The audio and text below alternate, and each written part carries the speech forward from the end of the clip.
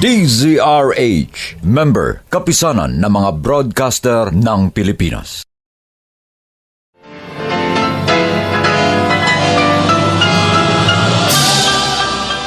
Buong karangalang inihahandog ng DZRH para sa bagong milenyo ang isa pang magandang dula mula sa panulat at direksyon ni Salvador M. Royales. May pangako ang bukas. Hindi kalupitan ang doktrina ng Islam. Pinalaki ako ng nanay ko na maging mabuting tao, maging mapagmahal sa kapwa, Muslim man o Kristiyano. Anong paniniwala meron ka? Tinamsik ba ng inosenteng dugo ang maghahatid sa inyo sa langit?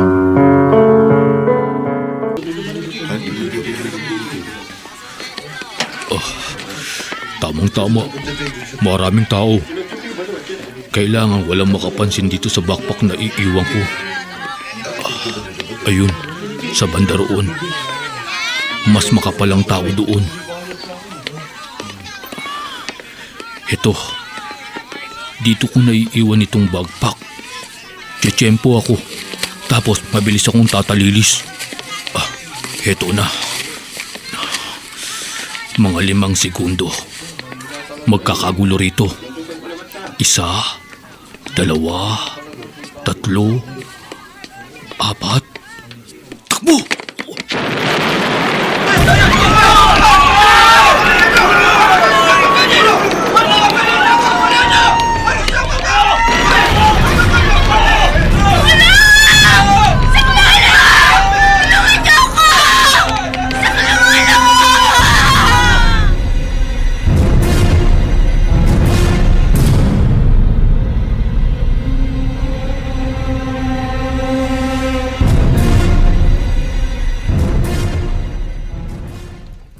Nay, pinayagan niyo ho si Charlene na magbakasyon sa hulog? Oo, Edward. Ipinagpaalam siya sa akin ni Amina, anak ni Damir. Muslim sila pero nababaitan ako sa kanilang pamilya. At saka itong kapatid mo, nagpilit sa akin Payagan ko raw siya at ililibre naman daw siya ni Amina ng pamasahe. Nay, hulo yun. Ha? Magulo dun. Sundalo, kaya alam ko yun. Ay, naku, huwag ka mag-alala. Hindi pa babayaan ni Amina ang kapatid mo. Isa pa, dun daw naman sila sa bayan. Ang alam ko, yung mga parting bulbundukin lang naman sa Mindanao ang magulo, anak. Leleng! Ay, Leleng! Naku, buksan mo nga itong pinto! Boses niya Alimbasyang yun Bakit kaya? Leleng! Bakit parang nagmamadali ang matandang yan? Aling Basya, sandali lang po. Leleng! Oh, Naku! Nanood ba kayo ng balita sa TV? hindi ho. Bakit ho ba? May nangyaring pagsabog sa isang tiyanggi sa hulo. Oh. Marami daw yun namatay. Diyos ko. Inaalam pa raw ng mga sundalo kung suicide bomber ba yung nagpasabog ng sarili o kung may nag-iwan ng bomba doon sa gitna ng maraming tao. Ako naroon ho ang anak kong dalaga. Ay, alam ko. Kaya nga ako dapat ako din Alimbasyang, bakit ho natataranta kayo? Ano nangyari? Edward, may nangyari raw pambobomba sa hulo. Naroon ang kapatid mo. Yan nga ba sinasabi ko sa inyo Nangyari lang kinatatakutan ko. Nangyari na, inay. Huwag mo na akong sisihin, anak. Kung hindi nyo pinayagan si Charlene na sumama kay Amina, hindi sana tayo nag-aalala ng ganito. Ang kapatid mo naman na mapilit. Magkaibigan sila ni Amina. Ang sinasabi ko nga sa iyo kahit ng paloleng, bakit ba naman hinayaan mo makipagkaibigan ng anak mo sa amin na yan? Alam mo kahit kailan, hindi ako nagtiwala dyan sa Muslim. Edward, magbukas ka ng TV. Baka may balita tungkol sa pagsabog. Baka makabalita tayo kahit paano tungkol sa kapatid mo. Naku, mamamatay ako pag may masamang nangyari sa bunso kong anak.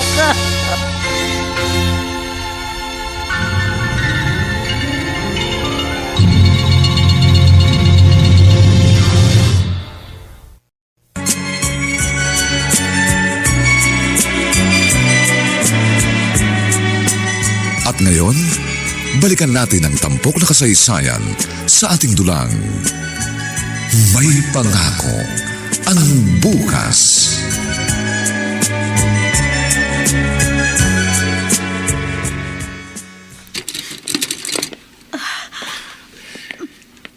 Inaasahan ko na pupunta ka dito sa bahay namin, Aling Luling. Bakit? Umiiyak ka yata, Damir. Alam mo na ba ang balita? Alam ko na. Tinawagan ako na isa naming kamag-anak sa Hulo. Sorry talaga. Hindi namin gusto ang nangyari. Pati ang kaisa-isa kong anak namatay. Ibig pala sabihin, nadamay nga si Amina at ang anak ko si Sherlyn. Oo, nadamay sila. Pero maswerte pa rin ang inyong anak. Hindi siya namatay. Ang anak ko, isa sa mga namatay. Anong nangyari kay Sherlyn? Ano nangyari sa anak ko? Damir, magsalita ka! Magsalita ka! Nasa ospital ang inyong anak. Pero ang anak ko, namatay siya. Gusto ko umuwi sa Hulo para makita ang bangkay ng anak ko. Pero hindi ko naaabutan. Sa aming mga Muslim, ang isang patay kailangan mailibing agad sa loob ng 24 oras. Pero si Sherlyn, nasan siya? Nasan ang anak ko, Damir? Huwag sana kayong mabibigla. Buhay ang anak ko, hindi ba? Buhay siya! Buhay siya! Buhay ang anak ko! Oo, buhay si Charlene. Pero nasa ospital siya. Malubaba ang sugat ng anak ko. Ikinalulungkot kong sabihin sa inyo. Naputulan daw ng isang paang inyong anak. Hindi totoo yan! Hindi totoo yan! Ano na mangyayari sa buhay ng anak ko? Hindi totoo naputulan siya ng paa! Hayop talaga kayo! Hayop kayo! Hindi ko dapat pinayagan sumama sa anak mo ang anak ko! Barbaro kayong lahat! Barbaro kayo! Din, salamat. Dumating ka. Nakiusap ako sa commanding officer ko na isang general. Sabi ko baka pwedeng ma-airlift ka pa uwi ng Manila. Pinagbigyan niya ako. Nag-request siyang masundo ka ng military chopper. Kumusta si inay? Iyak nang iyak. Nag-alala nga ako eh. Baka atakihin siya nang matanggap niya balita. Lakas naman kasi ng loob mo eh. Bakit sumama ka sa kaibigan mo sa ulo? Sabi niya, nasa city naman sila. Tahimik daw sa city. Pero tingnan mo ang nangyari. Nagkataon lang. Nanalo ako sa maling oras. Maling lugar. Ang daming lugar na pwede mong pagbakasyonan. Bakit sa ulo pa? May mga kaibigan ka naman sa ibang probinsya. Sa Bulacan, Bataan, Batangas. Ang daming ibang lugar. Huwag mo na akong sisihin, kuya. Nahawa lang ako sa iyo, Charlene. Ang ganda-ganda mo. Tapos hayang ka. Putol ang isang paa.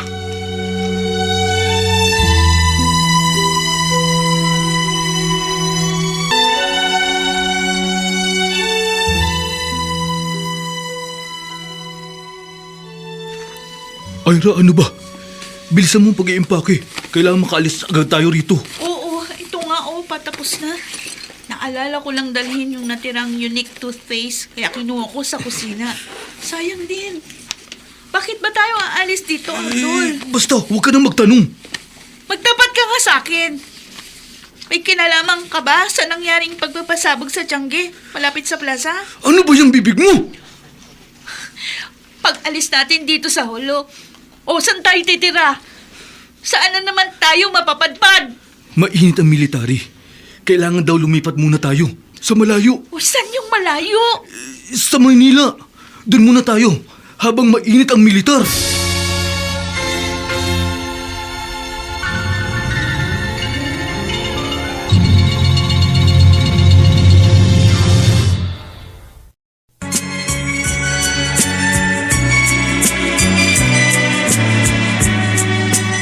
At ngayon, balikan natin ang tampok na kasaysayan sa ating dulang. May pangako ang bukas.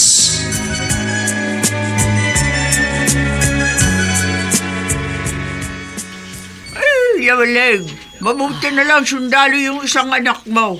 Madali siyang nakahingi ng tulong sa kanyang commanding officer na mailipat din sa Maynila, si Charlene. Oo nga ho, Aling Basyang. Tinala ko yung anak mo Eh, nagkausap na kami. Nakakahawa si Charlene. Kaganda-gandang bata. Pero putol yung isang paa. Oo nga ho. Ngayon ho ako nagsisisi na pinayagan ko siyang sumama sa anak ni Damir. Ay, oo ka. Saka kung ako ikaw, ay, hindi na ako makikipagkaibigan sa Damir na yon. Yung mga Muslim, iba talaga ugali ng mga yan. Hindi mo ba napapansin? Dini sa Pilipinas, kahit saan lugar na mayroong mga Muslim, nagiging magulo. Tama kayo. Sa nangyari sa anak ko, isang mapait na aral ang aking natutunan. Tayong mga Kristiyano, hindi tayo dapat nagtitiwala sa mga yon. Dapat sa kanila, pinalalayas dito sa Maynila. Ira, narito na tayo sa pier sa Maynila. Basta tandaan mo, maging maingat ka sa pagsasalita. Walang dapat mahalata ang pinsan ko. Ano? Mahalatang ano? Sa mga kaanak ko sa hulo, walang nakakaalam na kasapi ako ng... Alam mo na yun. Kahit si Manong Damir, hindi niya alam. Sino si Manong Damir? Anak ng pinsan ni Amma. Second cousin ko. Oh, di ba? Isa ang anak niya sa mga naging biktima ng ginawa mong pag-iiwan ng bomba sa bakbak dun sa Tiangge. Shh! Ang bibig mo ano ba? Pero, Ganun talaga ang misyon. Kung minsan, may buhay na napapabuwis kahit hindi dapat madamay. Nasasakripisyo. Nagiging collateral damage. Hindi ko alam na andun sa Tiangge ang anak ng pinsan ko ng gabing yun. ay naku Abdul, ako natatakot sa ginagawa mo. Sinabi ko naman sa'yo, di ba? Huwag kang matakot. Gagabayan tayo ni Allah. Mabuti nakita kita. Ano kailangan mo sa akin, Mang Damir? Kasi ang nanay mo parang nagalit sa akin. Hindi lang parang galit. Galit talaga siya.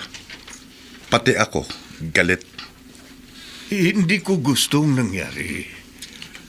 Ang anak ko nga namatay doon sa pagsabog sa nangyari sa bahay namin. Sa bayan namin. Hindi ba? Ang may kasalanan sa pagkamatay ng anak mo, Muslim din. Kayong mahilig gumawa ng ganyang terroristic attack, di ba?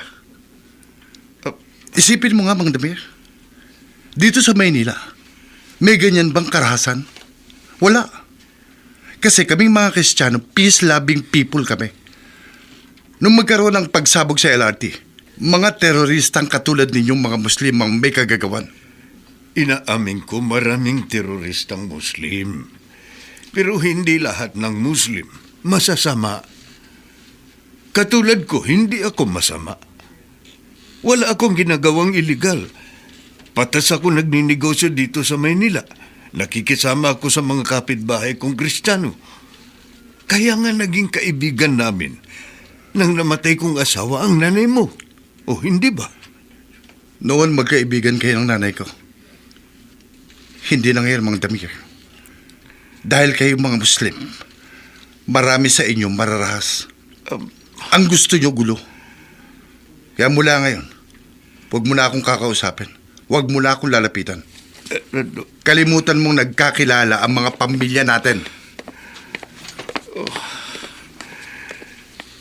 Hindi ko sila masisisi. Kasalanan ito ng mga kapatid naming Muslim. Bakit nga ba maraming Muslim ang lumalaban sa gobyerno? Oh, may tumatawag sa akin. Si Abdul. Hello? Manong Damir, ako ito. Narito na kami sa pier. Oh. Kasama ko asawa ko. Paano ba pagpunta sa bahay niyo? Hintayin niyo ko dyan. Susunduin ko kayo.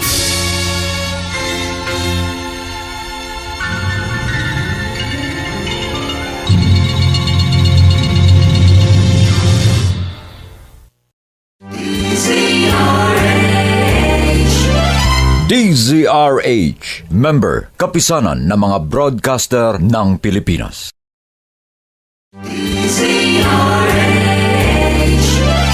DZRH, member, kapisanan ng mga broadcaster ng Pilipinas.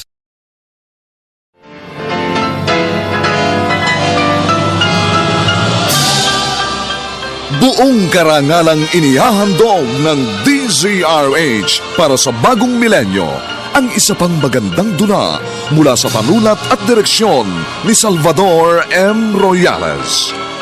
May pangako ang bukas. Hindi kalupitan ang doktrina ng Islam. Pinalaki ako ng nanay ko na maging mabuting tao. Maging mapagmahal sa kapwa, Muslim man o Kristiyano. Anong paniniwala meron ka? Tilamsik ba ng inosenteng dugo ang maghahatid sa inyo sa langit?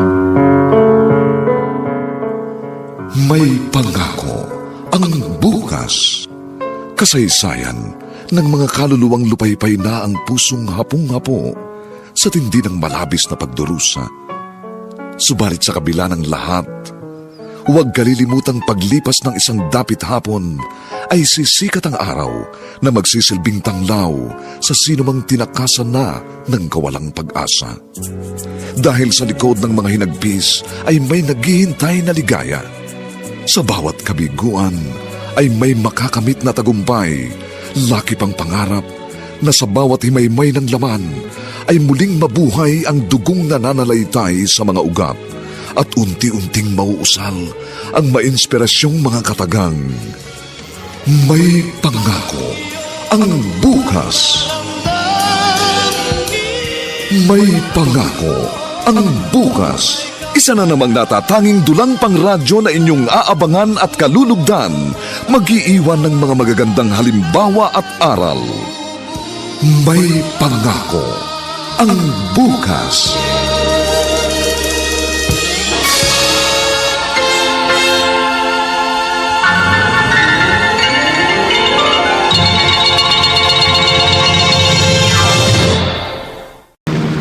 Manong Damir, salamat sinundo mo kami. Meron ka palang multicab. Oo, ginagamit ko ito sa maliit na negosyo ko. Kargahan ko ng mga paninda. Saka ganito rin service ko. Pag meron ako lakad. Ay, isa nga pala, itong asawa mo, Muslim din ba? Ay, oo Manong. Muslim din ako. Pero Kristiyano ang nanay niya. Oh, Nagkakilala kami sa Davao. Ikaw ba, Manong? Nag-asawa ka ba uli mula nang mamatay si Manang Fatima? ay, hindi na. Negosyo na lang ginawa ko saka pagpapaaral sa anak ko. Kaya lang, wala na siya. Nakikiramay kami, Manong Damir. Nabalitaan namin ang nangyari sa anak mong si Amina. Hindi ko man lang nakita ang anak ko bago inilibing. Hindi ko maisip bakit may mga kapatid tayong Muslim na naghahasik ng takot at kaguluhan. Bakit hindi na lang sila makipagtulungan sa gobyerno? Naku, Manong Damir. Naitatanong ko rin yan sa aking sarili. Hindi na nga sila nakatutulong. Nakakapirwisyo pa. Katulad ng pambubomba sa bayan natin. Sa 16 na namatay. 12 ang Muslim. Hindi ba nila nakikita? Kapwa nila Muslim ang kanilang pinahihirapan. Sabi kasi nila, naaapi raw ang mga tulad nating Muslim. Tignan mo, ang malalawak na lupain sa bayan natin, nasa kamay ng mga Kristiyano. At tayong mga Muslim, tayo ang kanilang tauhan sa sarili nating bayan. Kasi sila ang may puhunan. Pero tingnan mo rin ang maraming Muslim dito sa Maynila. Pag nagtagal ka na rito, makikita mo mga Kristiyano naman ang mga tauhan nila. Katulad ko, 3 Kristiyanong babae ang tagapagtinda ko sa pwesto ko sa Divisoria. Manong Damir, nabanggit mo na rin lang tungkol sa pagtitinda. Pwede rin kaya akong magtinda?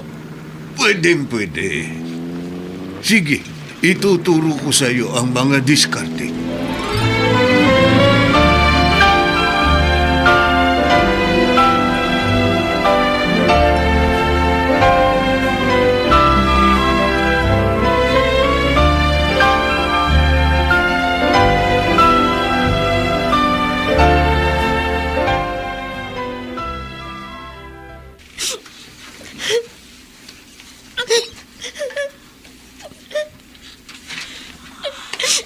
Sherlyn, alam ko kaya hindi matapos-tapos ang iyong pag-iyak. Iniisip mo ang kalagayan mo. Ano po mangyayari sa buhay ko, Nay?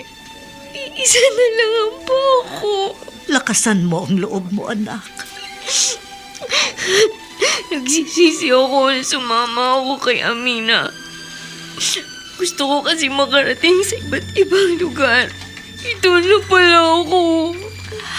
Sa totoo lang, sinisisi ko rin ang sarili ko, anak. Dapat hindi kita pinayagan. Sa isang banda, maswerte ka pa rin dahil buhay ka. Bakit ganun sila, Nay?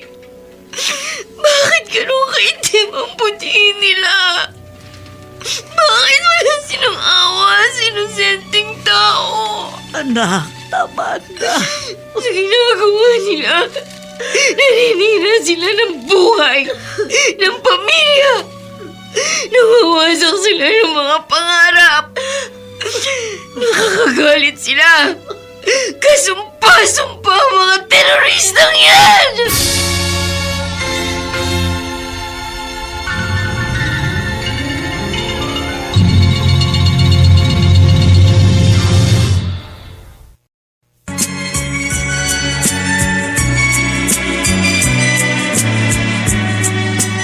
At ngayon, balikan natin ang tampok na kasaysayan sa ating dulang. May pangako ang bukas.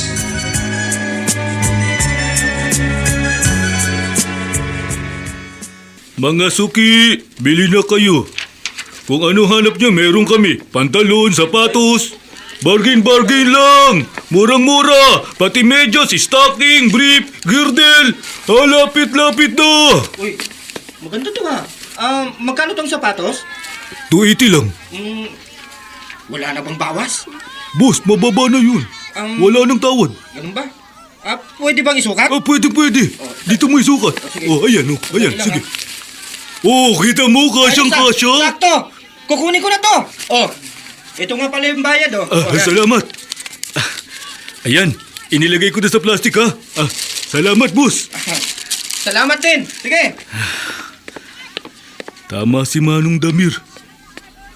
Malakas pagkakitaan ang pagtitinda ng sari-saring gamit sa bangketa. Maglalagay ka lang ng konti sa mga nangungulekta. 20 sa umaga, 20 sa gabi. Tapos, pwede na kami magtinda kahit nakakaabala kami sa mga tao. Pansamantala, dito muna ako. Kumikita na ako. Ligtas pa ako sa... Ikaw pala, Edward. Mano po, Nay? Kawaan ka ng Diyos. Si Sherlyn ha? Ay, ayun. Nagkukulong na naman sa kanyang kwartong kapatid mo. Madalas ganyan siya mula nang makalabas sa ospital. Iyak lang ng iyak. Nagiging desperado na siya sa buhay, anak. Kahit naman siguro sinong maputulan ng isang paa, tiyak maaabolido rin. Lagi siya naghihimuto. Ano na lang daw ang mangyayari sa buhay niya? May inihanda po akong sorpresa para kay Sherlyn. Ha? Huwag niyo munang sasabihin sa kanya. Ano sorpresa? Ang commanding officer ho namin, may kaibigan ho siyang isang military prosthetist. Ano yung prosthetist? Yun po yung gumagawa ng prosthetic legs. Sa amin ng mga sundalo, may mga napuputulan ng paa o kaya braso. Kaya may mga commissioned officer na dalubasa sa paggawa ng mga ganun. Sabi ho ng CEO ko, ilalapit niyang kaso ni Sherlyn. Ipanghihingi raw niya ng tulong. Ay, naku, sana nga, Edward. Sana nga. Baka sakaling bumalik ang dating sigla sa buhay ng kapatid mo.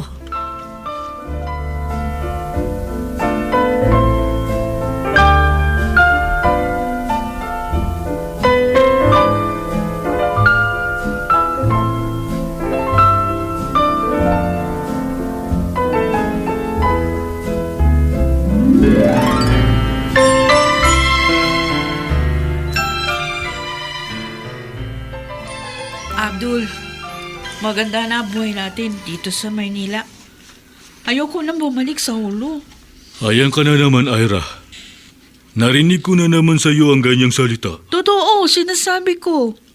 Gusto ko na dito. Alam mong hindi pwede yung iniisip mo. Ay, kasi naman, tumiwalag ka na sa... Ang bibig mo. Sinabi ko naman sa iyo, di ba? Magdahan-dahan ka sa pagsasalita mo. Tahimik na buhay natin dito, Abdul. Sa hulong magulo. Wala tayo katahimikan. Dito kumikita tayo ng maayos sa pagtitinda.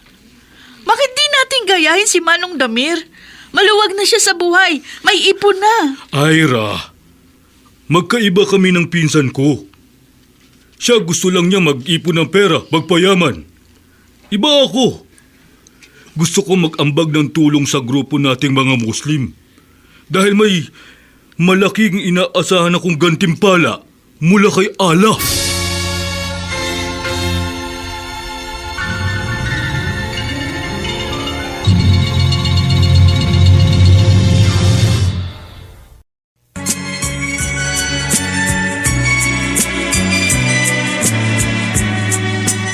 At ngayon, balikan natin ang tampok na kasaysayan sa ating dulang. May pangako ang bukas.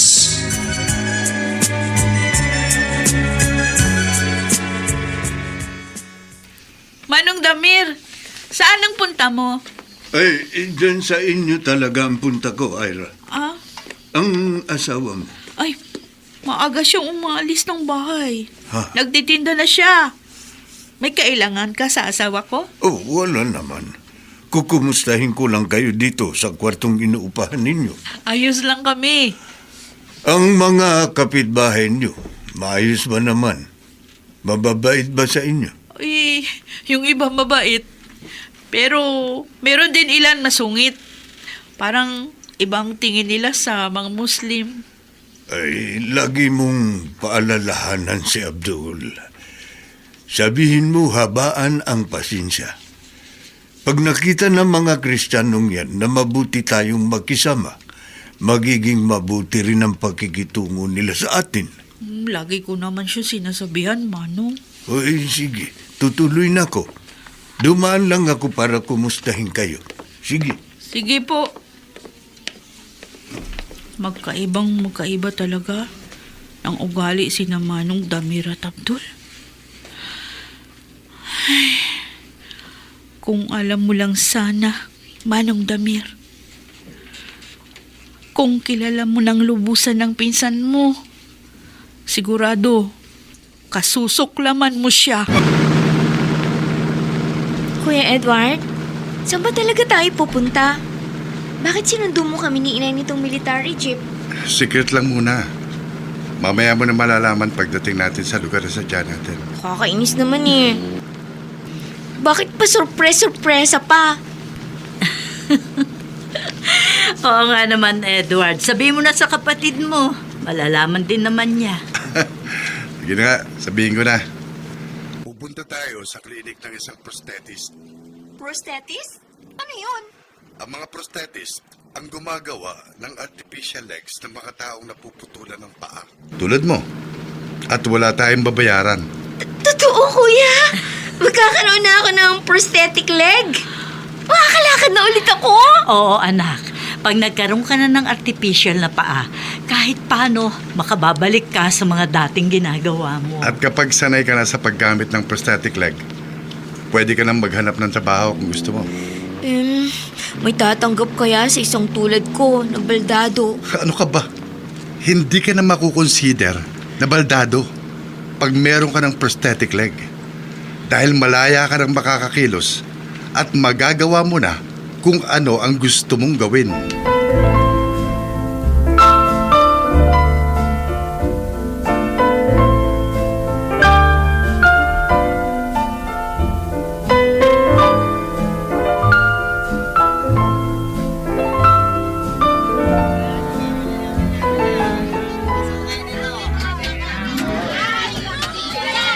Salamat, Suki. Ah, mura na itong pantalon na nabili ko sa'yo.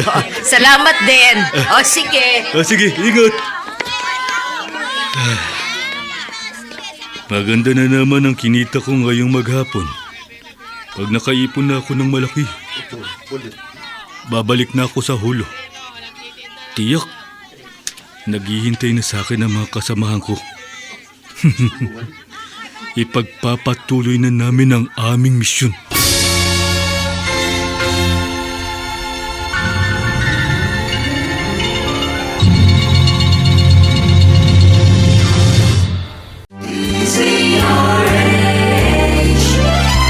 DZRH, member, kapisanan ng mga broadcaster ng Pilipinas.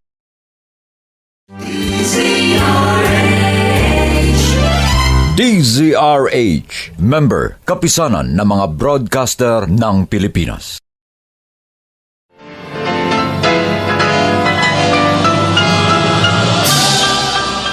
Buong karangalang inihahandog ng DZRH para sa bagong milenyo ang isa pang magandang dula mula sa panulat at direksyon ni Salvador M. Royales.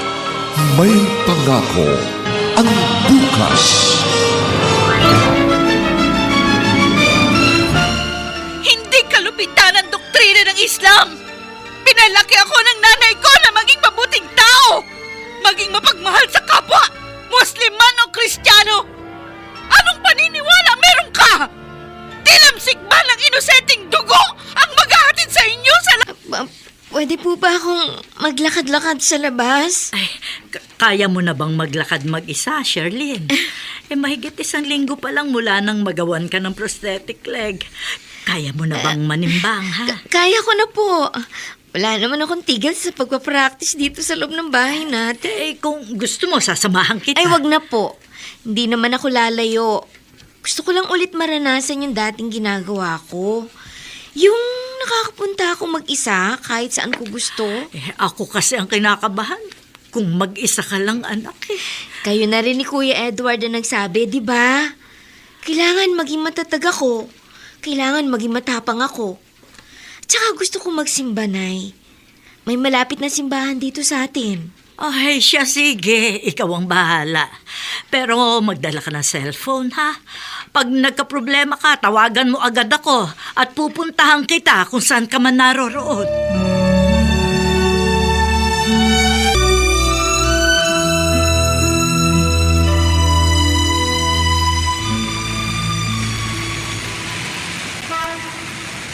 Ay, nalibang pala ako sa paglalakad.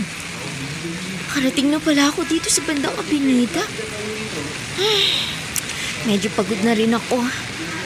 Medyo sumakit yung buto ko sa tuhod. Kung saan nakasalpak ang prosthetic leg ko. Papahinga muna ako dito sa isang tabi. Bili na mga sister, mga brother. Bili na.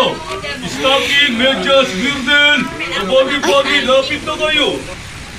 Bili na, sige na, bili na. Kahit walang suot na taki, ang tinderong yun sa kanyang intonation, halatang Muslim siya.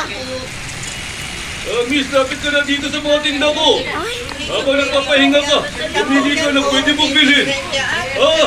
Girdle, para mukhang sexy. Kung sa bagay, hindi ka naman mataba. Maganda ka. nang bola pang Muslim na to. Lapit na kayo, bili na kayo, sige na. Bakit parang familiar sa akin ang mukha ng Muslim nito? Lapit na, mura-mura Parang lang. nakita ko na siya. Saan ko ba siya nakita? Sige ka na. Ay, Mura lang. bakit ko ba pagkakaabala isipin ko saan ko siya nakita? Baka kamukha lang niya. Hindi na ako masyadong pagod. Sige na nga, tutuloy na ako sa simbahan. At magsisimba muna ako bago umuwi sa bahay namin.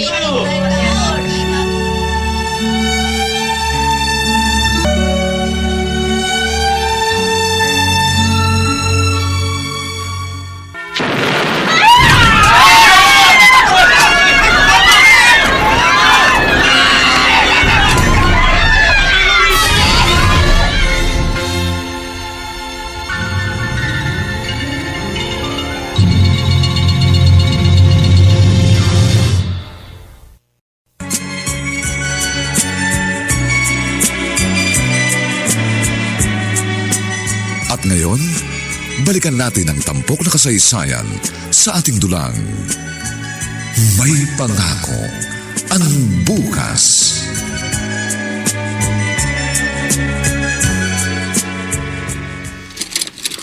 Sherlyn, naku, salamat naman at umuwi ka na. Kanina pa ako nervyos habang hindi ka pa dumarating. Nalibang po ako sa paglalakad sa labas, Nay. Tagal kong hindi nagawa yung ganun eh. Ay, teka lang, dahan-dahan ang paghakbang ha.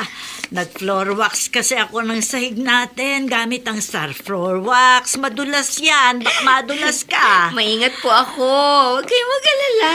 Aba, mukhang masaya ang anak ko Oo nga po, Nay. Medyo umiika pa ako sa paglalakad. Pero pag ganito nakamaong pants ako, hindi na masyadong halata na putol ang isang binti ko. Sabi nga ng prosthetist na gumawa ng artificial leg mo, malaki pa ang pag-asa mo sa buhay. Ay, siya nga pala anak, maiba ko. Alam mo bang may nagpasabog na naman ng bomba? Ho? Oo, sa Zamboanga naman ngayon. At sa paunang investigasyon, siyam agad ang patay at marami sugatan. Nako, tsak kagagawan na naman ng mga teroristang Muslim yun. Ano ba mga taong yan? Bakit parang hindi sila masaya pag walang gulo? Ay, Bakit mo parang uhaw sila? Sa panibagong pagpapasabog ng mga terorista sa isang simbahan sa Katimugang Mindanao, inaalam pa ng mga otoridad kung ito ba'y isang kaso ng suicide bombing. Magbabalik po ako para sa karagdagang pag-uulat. Ira, patayin mo na ang TV. Yan lang ang balitang gusto kong mapanood. Parang nangingisla pa yung mga mata mo, Abdul. Siyempre, Tiyak, mga kasamahan mo ang gumawa ng pagpapasabog, ano? ang bibig mo, ano ka ba? Nakakagalit na kasi ang ginagawa nyo. Muslim ka, Ira. Dapat matuwa ka. Dahil nakikipaglaban ang mga kalahi natin. Nakikipaglaban? At sinong nilalabanan nyo? Kapwa Pilipino? Kristiyano sila. Muslim tayo. Kristiyano ang nanay ko! Dating Kristiyano. Dahil nakumbinsi siya ng tatay mo na magbalik Islam. Hindi kalupitan ang doktrina ng Islam! Pinalaki ako ng nanay ko na maging mabuting tao! Maging mapagmahal sa kapwa!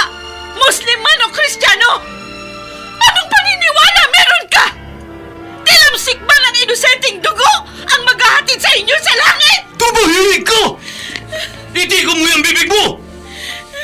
Pag dumaldal ka pa ng dumaldal, baka ikaw ang pugutan ko ng ulo!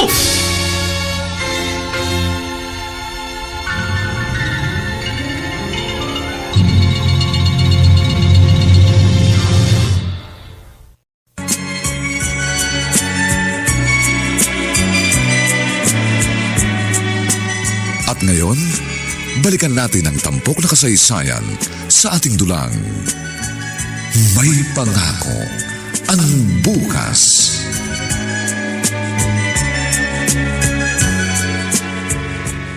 Nay, aalis na po ako. Ay. Sige po. Nana Basyang, sige po. Ay, sige, Charlene, ha? Ay, mag-iingat ka. Opo. Ingat, Salamat po. ingat ka anak ha. Opo, Nay. Eh, saan ba ang punta ni Charlene, ha, Loleng? Kukuha raw ho siya ng NBI clearance, Aling Basyang. Mag-a-apply na raw ho siya ng trabaho. Oh, tignan mo nga naman, ano, ha?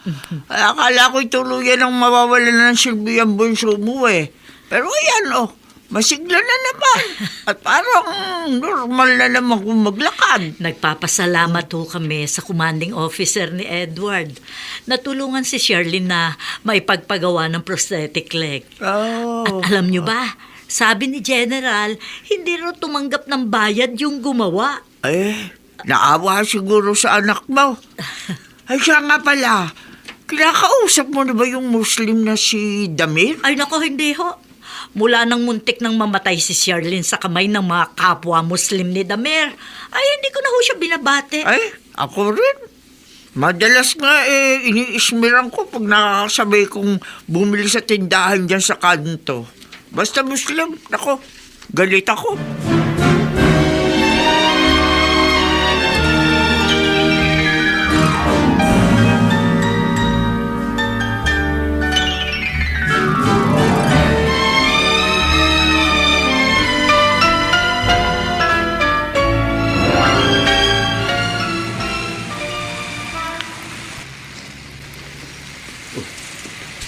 Dati, masaya na ako sa kaling ito.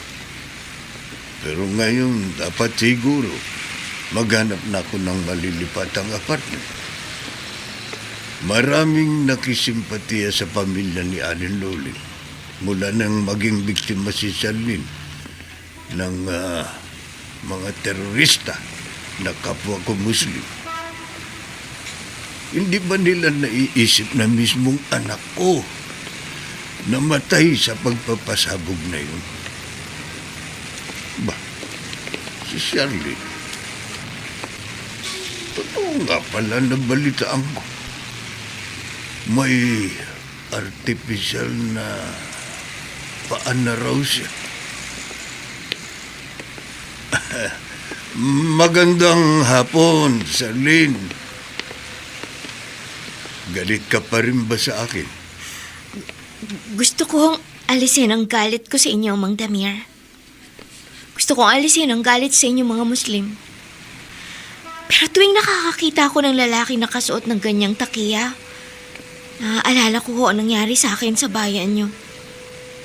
Kahit hindi ko ipaliwanag sa iyo, alam mong wala akong kasalanan. Pero kalahi nyo ho sila. Kahit kasalanan ng kapatid, hindi dapat isisi sa isa pang kapatid. Ang mga Muslim na nagpasabog sa hulo, kapwa ko lang sila Muslim, pero hindi ko sila kilala. Hindi ako dapat madamay sa galit mo. Sa galit ng buong pamilya mo. Diyan na ho kayo. Kabiling dumating si Kuya Edward. Napapagalitan ako pag nakikipag-usap ako sa inyo. Sige ho, diyan na ho kayo. Hindi ko masisisi ang mga Kristiyano kung ganito ang pagtingin ng marami sa aming mga Muslim. Mga katulad kong Muslim ang sumisira sa pangalan namin. Manong Damir, Ikaw pala, Ira. nakita ko, inaway ka nung babaeng nakasalubong mo. Hindi niya ako inaway. Nakita ko nagalit siya. Nagtaas ng boses. Anong nangyari? Siya ang kaibigan ng anak ko. Kaibigan ni Amina? Oh, best friend niya. Kasama siya ng anak ko nang magbakasyon sa hulo. Namatay ang anak ko. Yung babaeng nakita mo, naputulan ng isang paa. Siya pala yun. Pero nakita ko, normal naman siya nakakalakad. Ay, may artificial siyang paa. Plastic. Anak siya ng kapitbahay ko na dating malapit kong kaibigan. Pero ngayon, galit silang lahat sa akin. At kasalanan yun ng mga kapatid nating Muslim.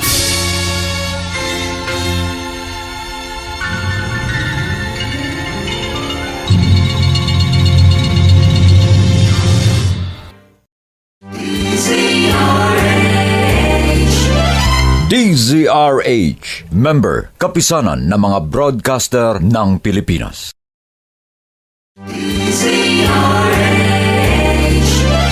DZRH, member, kapisanan ng mga broadcaster ng Pilipinas.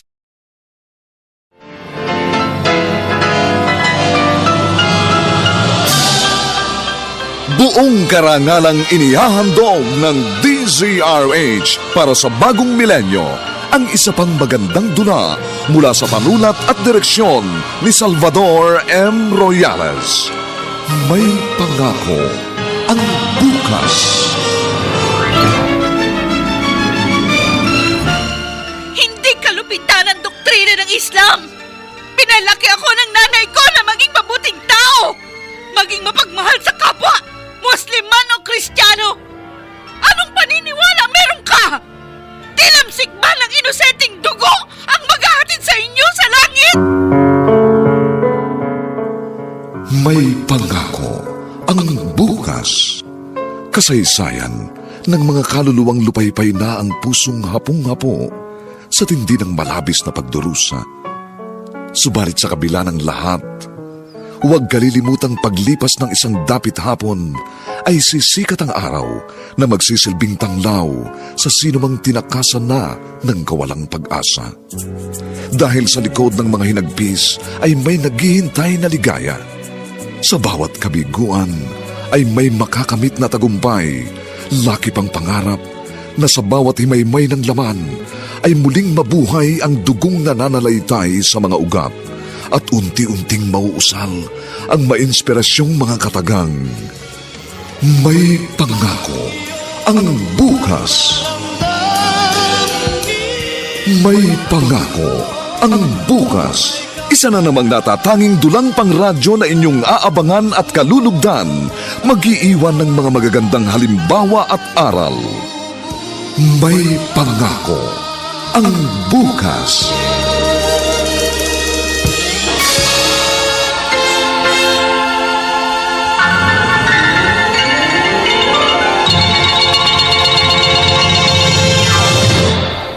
Ang babaeng yung pala, ang kaibigan ng anak ni Manong Damir. Ilang beses ko na siya nakita. Kaya pala medyo umiika kung maglakad. Artificial leg lang yung paa niya. Kawawa naman. Pero salamat naman. Nagkaroon ng paang plastic. Kahit papano, normal siyang nakakagalaw nang walang saklay. Ira, hindi na ako kumatok. Nakita kong bahagyang nakabukas ang pinto. O Abdul, bakit ang aga mo yatang umuwi? Hindi maganda ang pakiramdam ko. Kaya maaga akong nagligpit ng mga paninda. May niluto ka ba pagkain? Oh, mabuti pala maaga akong bumili ng isda sa talipapa. O halika na, paghahain kita. Sige. Siya nga pala ha? Maganda ka. Ha? Malapit na tayong umalis dito. O bakit? Saan tayo pupunta? Kinontak na ako ng grupo. May nag-text sa akin. May bago kaming misyong gagawin.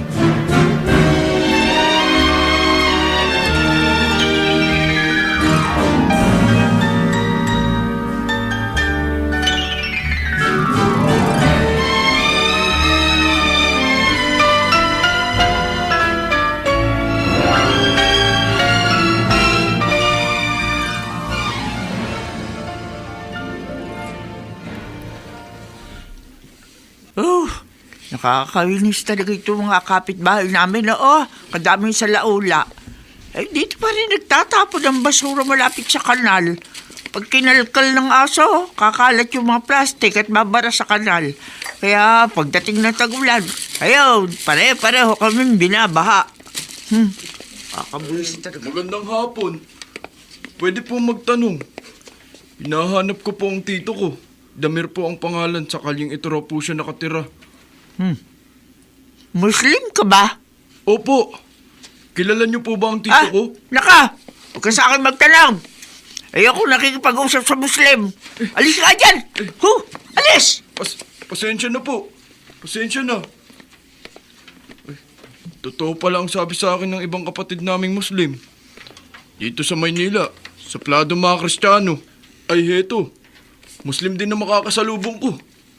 May suot na takiya. Sana kilala niya si Tito Damir.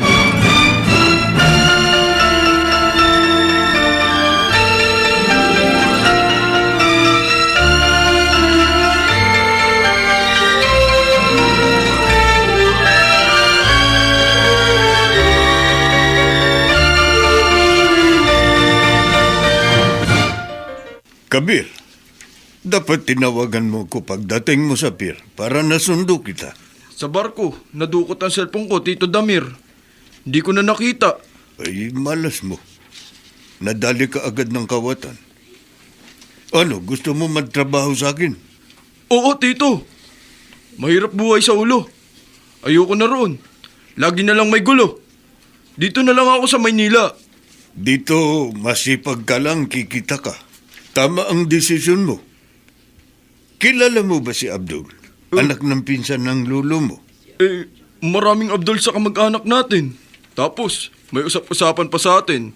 Isa raw kamag-anak natin, kasapi ng mga terorista.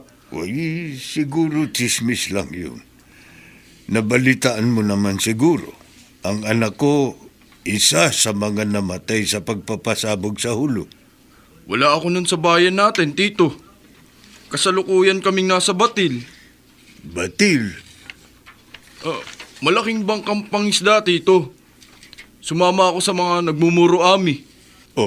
Kaya pala sunog na sunog ang balat mo. Naninilaw pa dulo ng buhok mo. Dahil sa init ng tubig dagat. Oo nga, ang hirap pala ng pinagdaanan mo. Kaya nga nagpasya ako. Dito na lang ako. Magpapatulong ako sa inyo. Tama ang ginawa mo. Hindi bale, dito sa Maynila medyo maalwan ang buhay. Katulad ng Tito Abdul mo. Sige, tuturuan kitang magtinda.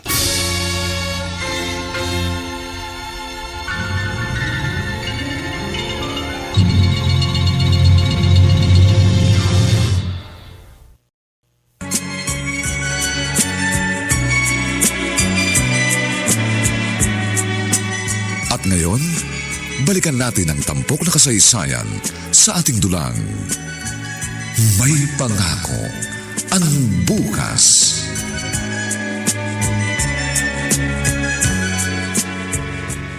Nay, ako na po maglalaba.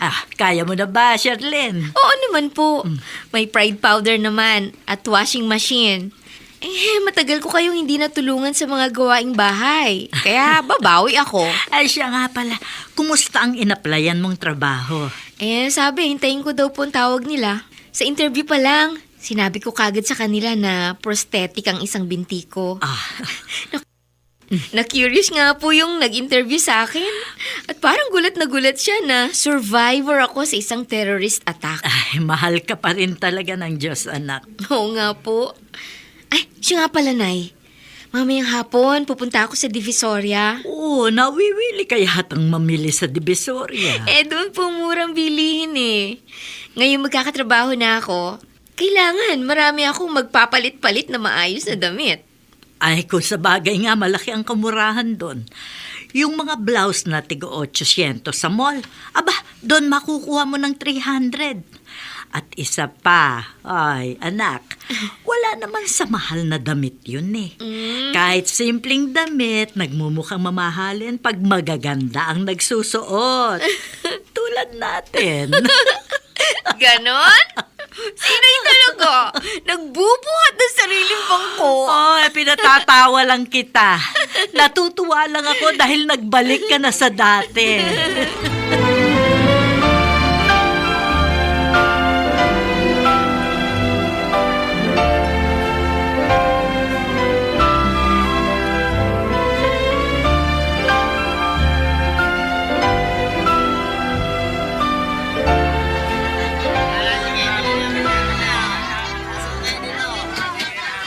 Lapit-lapit kayo mga suki!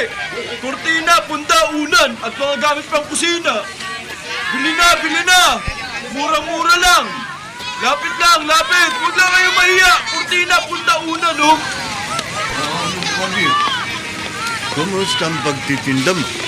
Ayos lang po, Tito Damir. Kanina, mabili. Pero ngayong tanghali, medyo matumal na. Ganyan talaga ang pagtitinda. Minsan malakas, madalas mahina. Pero tiyaga na. Oo nga po. Mas mabuti ito kaysa magmuro ami. Ay, sige. Pupunta ako sa pwesto ko. Ingat ka dyan. Opo.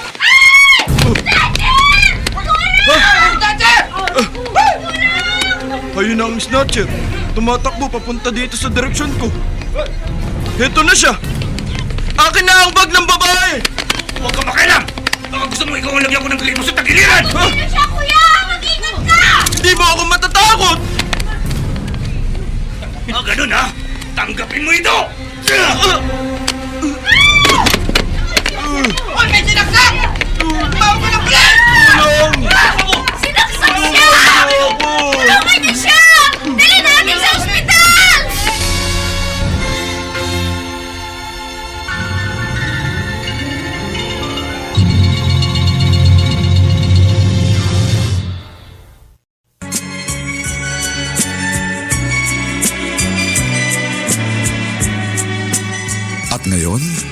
balikan natin ang tampok na kasaysayan sa ating dulang.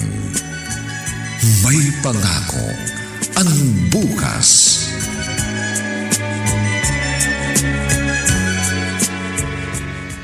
Iligtas niyo si Kuya! Dahil sa akin, nasaksak siya ng snatcher! Shirley, ikaw ang nagdala sa pamangking ko dito sa ospital? Pamangkin niyo ang Muslim na tumulong sa akin, Mang Damir? Oo. Wala pa siyang isang buwan dito sa Maynila. Tinulungan ko para matutong magtinda. Dinala na po siya ng mga nurse sa operating room. Nakakaawa nga po. Ang daming dugo umaago sa tiyan niya. Mahabaging Allah. Tulungan po ninyong pamangkin ko. Huwag niyo po siyang pabayaan.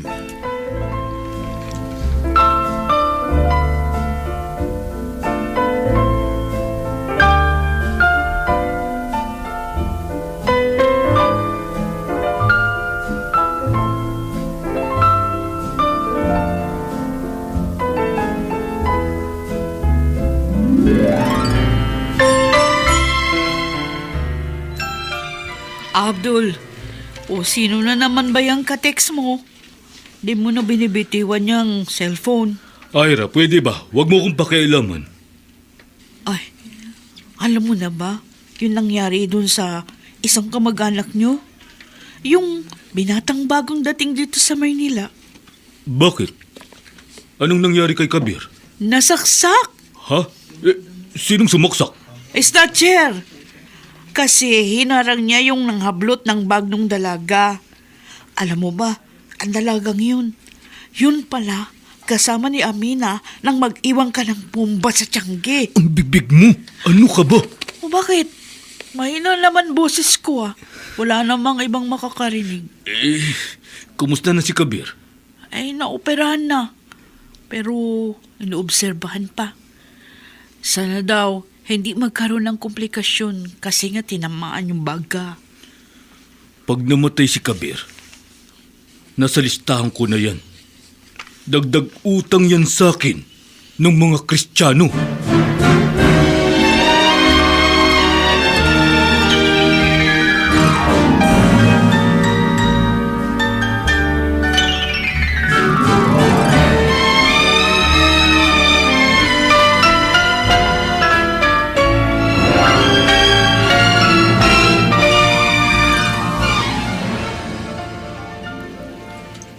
Nasa kampo ko. Tinawagan ako ni Inay. Nabiktima ka raw ng snatcher. Oo nga, Kuya Edward. Yung perang binigay mong pambili ko ng damit, nakuha ng walang hiyang snatcher na yun. Tapos nga, nasaksak pa niya ang pamangkin ni Mang Damir. Ang ibig mo sabihin, Muslim ang tumulong sa'yo? Pamangkin ni Mang Damir? Oo, Kuya. Nagulat nga ako dumating sa ospital si Mang Damir.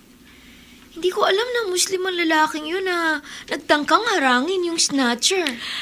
Nakaramdam din ako ng hiya sa sarili nang malaman kong pamangkin pala ni Damir yung tumulong sa kapatid mo, Edward.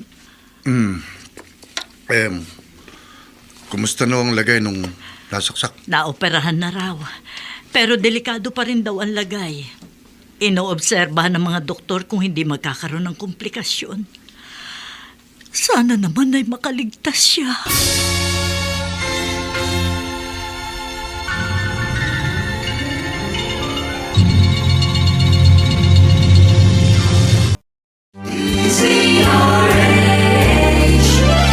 DZRH, member, kapisanan ng mga broadcaster ng Pilipinas.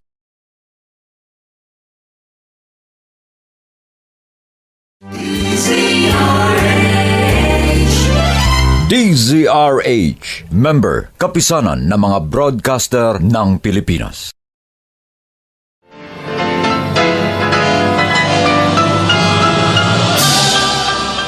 Buong karangalang inihahandog ng DZRH para sa bagong milenyo ang isa pang magandang dula mula sa panulat at direksyon ni Salvador M. Royales. May pangako ang bukas.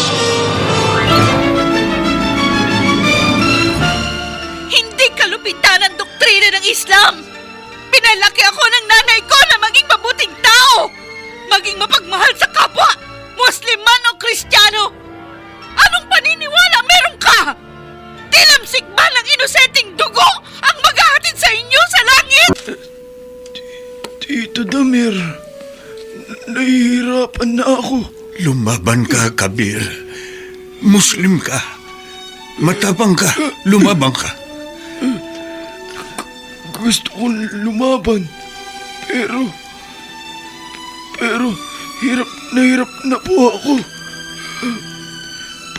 Parang wala akong malangap na hangin. Nahihirapan na akong huminga. Lumabang ka. Lumaban ka. Pag namatay ka, hindi ko alam kung paano magpapaliwanag sa iyong ama. Lumaban ka. Huwag kayong umiyak. Sasalubungin ako ni Ala. Kabir! Kabir! Alam na. Pupunta na ako kay Ala. Kabir! Kabir, gumising ka! Kabir!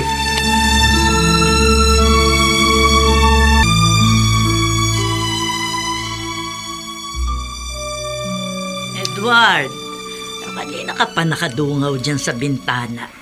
Iniisip mo ba ang asawa mong nasa Hong Kong?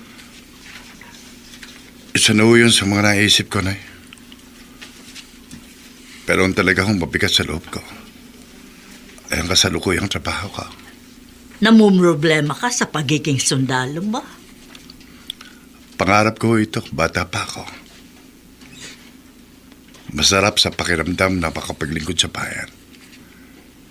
Pero habang nagtatagal, kapag napapalaban kami sa Mindanao, itong huli ho, napapaisip na rin ako eh. Bakit kami nakikipagpatayan sa mga kapwa natin Pilipino? Bakit bigla naman pumasok sa isip mo ang ganyan, anak? Nung mamatay ho si Kabir, yung pamangkin ni Mang Damir, biglang-bigla parang binuhusan ng malamig na tubig ang galit ko sa mga Muslim.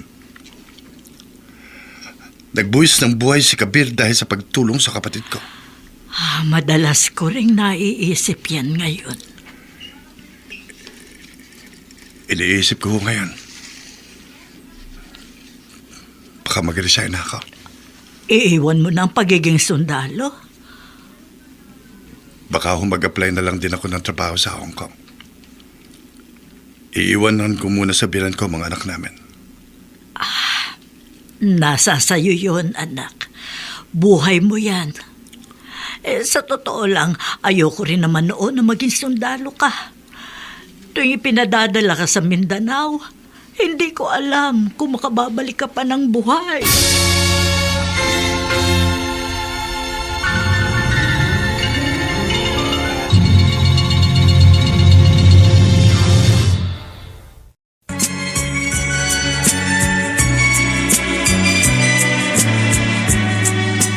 At ngayon, balikan natin ang tampok na kasaysayan sa ating dulang. May pangako ang bukas.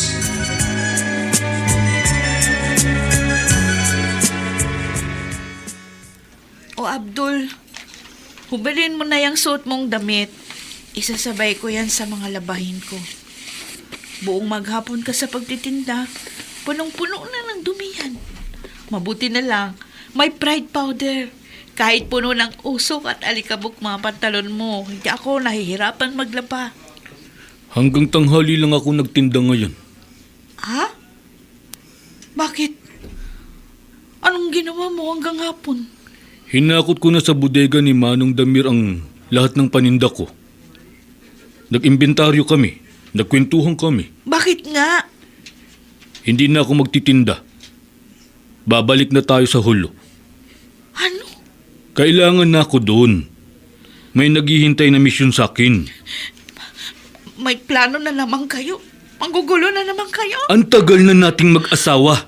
Lagi ka pa rin ganyan. Hindi ka pa rin ba nasasanay sa klase ng buhay ko?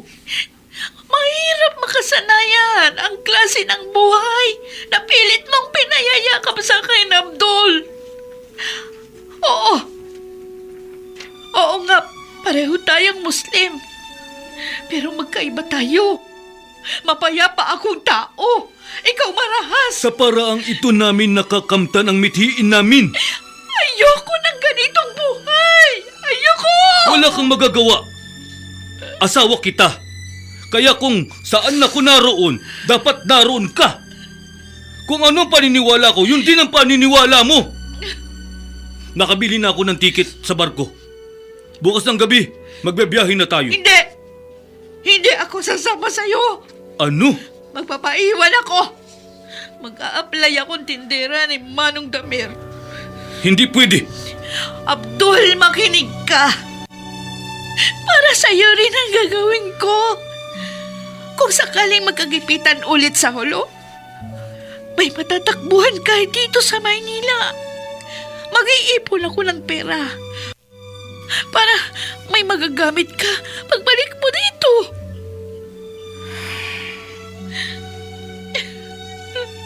Kung sa bagay, may katwirang ka. Iriripan ko na lang ang isang tiket. Sasabihin ko na lang, nagkasakit ang kasama kong pasahero, kaya hindi makakabiyahe.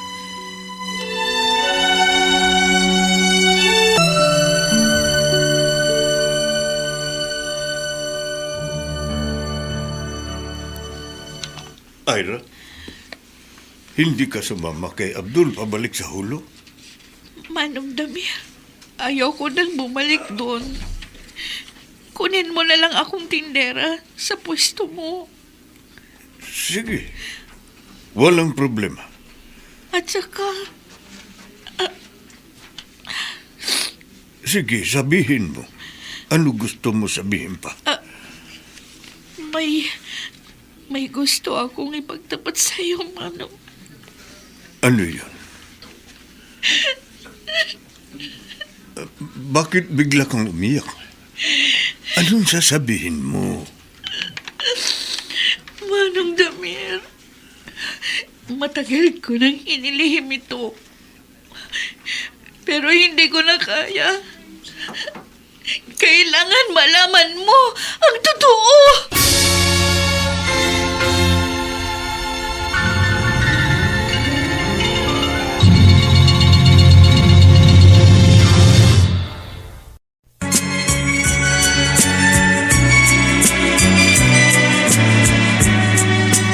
At ngayon, balikan natin ang tampok na kasaysayan sa ating dulang. May pangako ang bukas.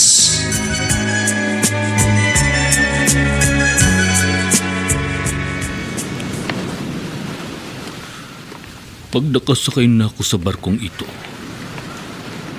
hindi magtatagal at kukontak ako sa grupo para makabuo uli kami ng plano. Hindi ko na babalikan si Ira. Bahala na siya sa buhay niya. Abdul! Sandali.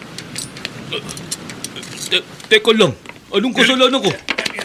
Bakit may kasama kang mga pulis? Nagtapat sa akin si Ira. Hayop ka. Kasapi ka pala ng mga terorista at ikaw ang nag-iwan ng bomba sa isang tiyangge sa ulo nung nakaraang taon. Hayop ka. Isa ang anak ko sa mga napatay mo! Bitiwan niyo ko! Bitiwan niyo ko! Hindi ako basta-basta magpapahuli sa inyo! Teka lang!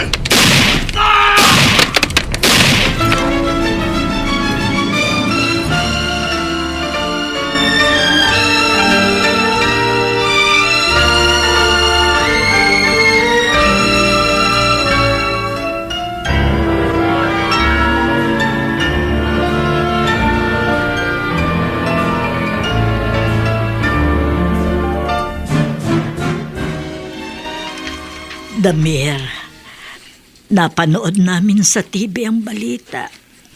Napatay ng mga pulis ang pinsan mo. Oo nga ho, Mang Damir. Nakikiramay ho kami. Salamat ho, Aling Loli. At sa iyo rin, Edward. Matagal na panahon na hindi ninyo ako kinausap. Lungkot na lungkot ako sa nangyari. Magkakaibigan tayo, tapos biglang hindi na ninyo ko pinapansin. Sana, wag mo kaming sisihin. Muntik nang namatay ang bunsong anak ko dahil sa kagagawa ng mga kasamahan mong Muslim. Ako naman, namatayan ng anak sa pambubumbang yun. Sige, inaamin ko mga Muslim ang gumawan. Pero namatay din ang pamangking ko dahil sa pagtulong kay Charlene. Sinaksak siya ng Kristiyanong snatcher. Malungkot. Masakit. Pero hindi ako nagalit sa mga kaibigan kong Kristiyano. Kasi hindi naman kasalanan ng lahat ang kasalanan ng isa. Oo nga, maraming Muslim na mararahas. Maraming kapatid naming Muslim kasapi ng mga terorista. Pero marami rin sa amin. Ayaw namin ng gulo. Edward, Alin Loling. Tingnan niyo siya. Siya si Ira. Asawa siya ng pinsang kong napatay ng mga pulis kagabi. Ira, halika. Manong Damir, bakit? Ayan sila. Si Aling Loling, saka ang anak niyang si Edward. Sundalo siya. Kapatid niya si Charlene na kaibigan ng aking anak. Iyon pong naputulan ng isang paa sa pagsabog sa ulo. Oo, Ineng. Bunsong anak ko yun. Nakamit na po ng anak ninyo ang hustisya, Manang. Kami pong mga Muslim, mapagmahal din kami sa katarungan. Gusto rin po namin ang tahimik na buhay. Yan din ang gusto naming mga sundalo. Pero maniwala kayo. Hindi namin gusto makipagpatayan sa mga kapatid ninyong Muslim. Alam ko yun. Kaya nga, sinuplong ko ang aking asawa. Anong ibig mo sabihin? Sino ang asawa mo? Edward, si Abdul ang kanyang asawa. Ang pamangking ko. Hindi ko alam na kasapi pala siya ng mga terorista. Nang ipagtapat sa akin ni Ira ang buong pagkatao ng pamangking ko, magkasama kaming nagsuplong sa mga pulis. Kaya natutop si Abdul sa pier bago pa siya makasakay ng barko. Naroon po ako sa di kalayuan. Tinatanaw ko yung gagawing pag-aresto sa asawa ko. Pero nagpilit pong makakawalan si Abdul sa mga pulis. Nagtangka siyang tumakas. Kaya napilitan ng mga pulis na barilin siya. Nang bumulag na ang asawa ko, tumakbo ko papalapit sa kanya. Nayakap ko ang duguan niyang katawan. Masakit yun sa akin. Pero sabi ko, kung ang kamatayan ng masasamang Muslim ang magiging tulay upang magkasundo-sundo ang mga Moro at Kristiyano, kaya kong ulitin ang ginawa kong pagsusuplong sa kanya. Nakikiramay kami sa iyo, Ira. Salamat po, Aling Loling. Ito po ang tandaan nyo. Kami pong mga Muslim, katahimikan din po ang hanap namin. Ayaw din po namin ng karahasan. Isa pong patunay ang aking ginawa. Kahit ang kahulugan noon, pagtataksil sa tiwala ng aking asawa.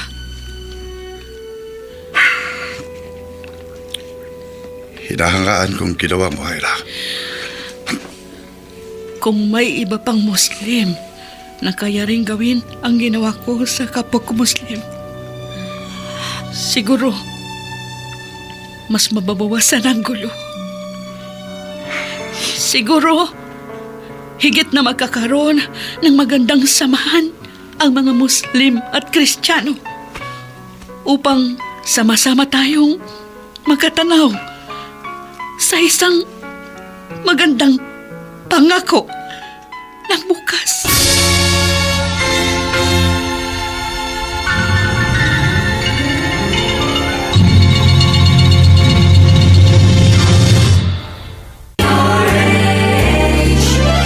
DZRH, member, kapisanan ng mga broadcaster ng Pilipinas.